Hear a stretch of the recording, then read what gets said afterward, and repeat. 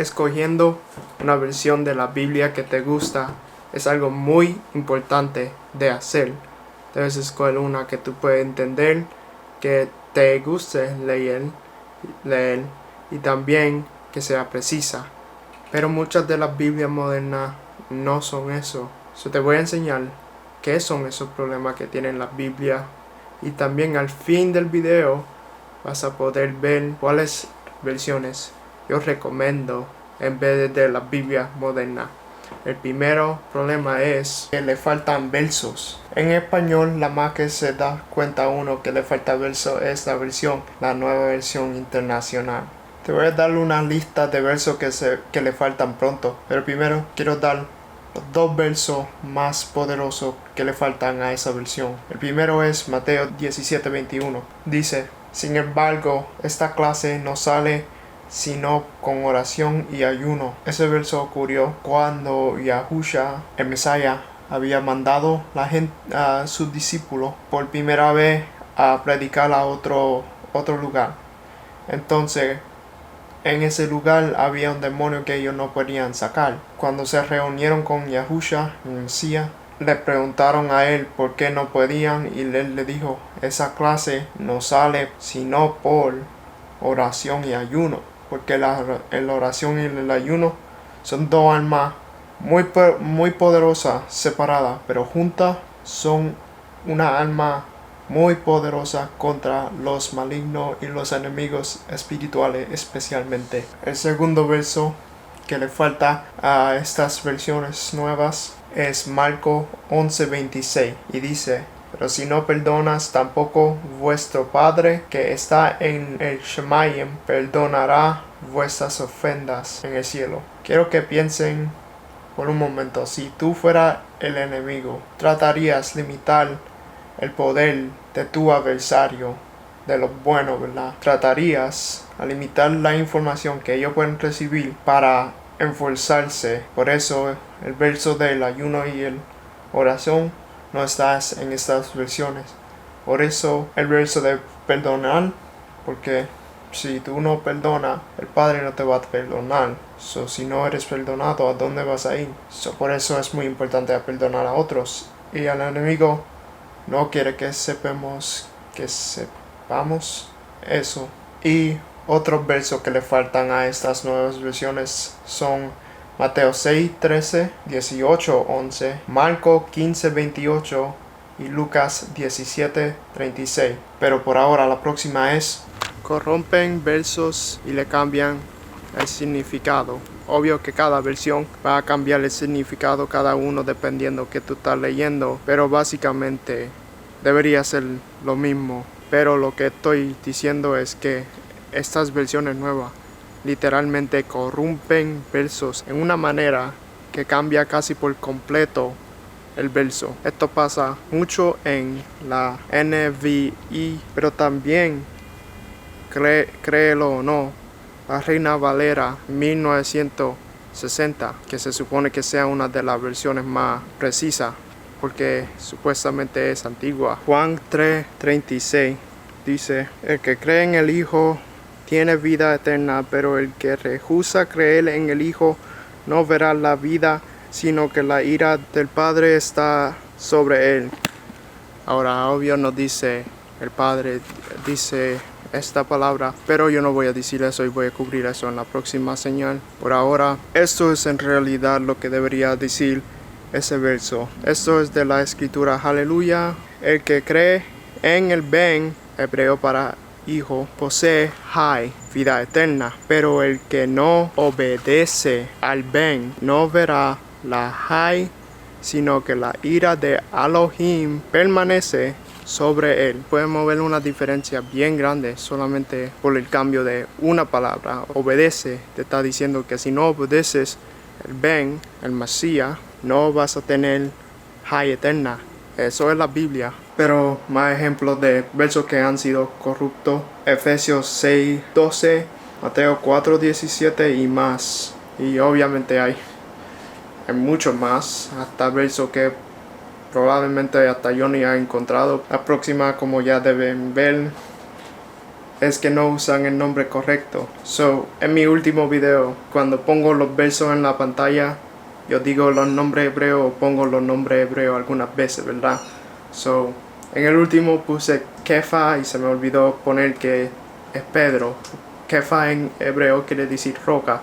Por eso Yahusha llamó Pedro su roca, la roca en la cual él va a construir. So, no es nada más el nombre de Yah y de Yahusha, el Hijo y el Padre, pero el nombre del Ruach, el Espíritu de él, el nombre de los apóstoles, los discípulos, los profetas, los Nevi'im, profetas en hebreo, todos esos nombres están transliterados mal, porque una transliteración sería escribir lo que está en hebreo, escribirlo exactamente como se suena, pero en español. O sea, el nombre como Eliyahu, Yirmiyahu, Yashayahu, Shemuel, Daud, y hasta los nombres de la Torah, Bereshit, Shemot, Bidmidbar, todos esos nombres han sido perdidos porque no los transliteraron correctamente. Y date cuenta que un montón de esos nombres tienen la palabra Yahu en el nombre. So, por ejemplo, Eliyahu quiere decir mi Elohim, mi poderoso es Yahuwah. Eso son nombres bien cool. Si estamos hablando de gente hebrea, ¿por qué no estamos usando sus nombres hebreos? Sé que se toma tiempo acostumbrarse a eso, pero esos son sus nombres en realidad. No es Elías, no es Jeremiah, pero para el nombre del Padre y el nombre del Mesías los cambiaron completamente por una doctrina que se llama la doctrina del nombre inefable. La explicación para eso está en esta Biblia. Básicamente al principio de esta Biblia, este párrafo completo está hablando de esa doctrina y por qué cambiaron el nombre por unos títulos. So, básicamente esta doctrina salió de una religión, dicen Hashem, y creen que Hashem, que quiere decir el nombre, ellos creen que es muy sagrado para pronunciar. Ellos cambiaron el nombre que se supone que esté ahí, y sabemos que se supone que esté ahí por el libro de Salmo, que siempre repite lo mismo, dice que cante alabanzas a su nombre, no a un título. So, donde dice S-E-Ñ, se supone que diga su nombre, y donde dice D-I-O-S, se supone que diga Elohim, que quiere decir poderoso. En Yirmiyahu 8:8 dice, como dices, somos sabios y la torre de Yahuwah está con nosotros. Mirad, sin duda, la pluma embustera de los escribas la ha convertido en mentira. ¿Quién inventó esta doctrina? Unos escribas de una religión. Pero a la próxima, número 4, es que el Brit Hadashah, convenio renovado, o como dice en la Biblia moderna, el Nuevo Testamento, fue escrito originalmente en hebreo y no en griego. Primero, esto es importante porque si la gente que están escribiendo estas Biblias modernas están traduciendo una traducción, puede ser que se estén perdiendo palabras, como el juego de teléfono, que uno le dice algo a alguien, el otro le dice algo a alguien, el otro, hasta que al fin, usualmente, lo que la última persona escuchó no fue lo mismo que dijo la primera. Por eso es importante escoger una versión que traducen del original, el hebreo. Déjame enseñarte evidencia que fue escrito en hebreo. En Mateo 3:3 se está refiriendo a un verso del Antiguo Testamento. Pues este es aquel en que habló el profeta Yashayahu, diciendo, voz del que clama en el desierto, preparad el camino de Yahuwah, enderezad sus sendas. Aquí tenemos el verso que acaba de leer, pero aquí está en griego. Si Mateo directamente estaba escribiendo lo que escribió Yashayahu, el Nabai, profeta, hubiese dicho, prepara el camino para Yahuwah. Pero aquí dice Kyrios, Esto es lo que escribió Mateo en Mateo 3, pero nos dicen que escribió esto. Él escribió en hebreo porque si él estaba directamente copiando y escribiendo lo que dijo Yashayahu, él hubiese escrito prepara el camino para Yahuwah, como está aquí. Porque si Mateo fue un discípulo de Yahusha, él guardaba los mandamientos, no tomar el nombre de Yahuwah en vano. Y lo mismo pasó en Marcos capítulo 1, 2 a 3. Pero si todavía no me creen, eso es lo que pueden ver aquí.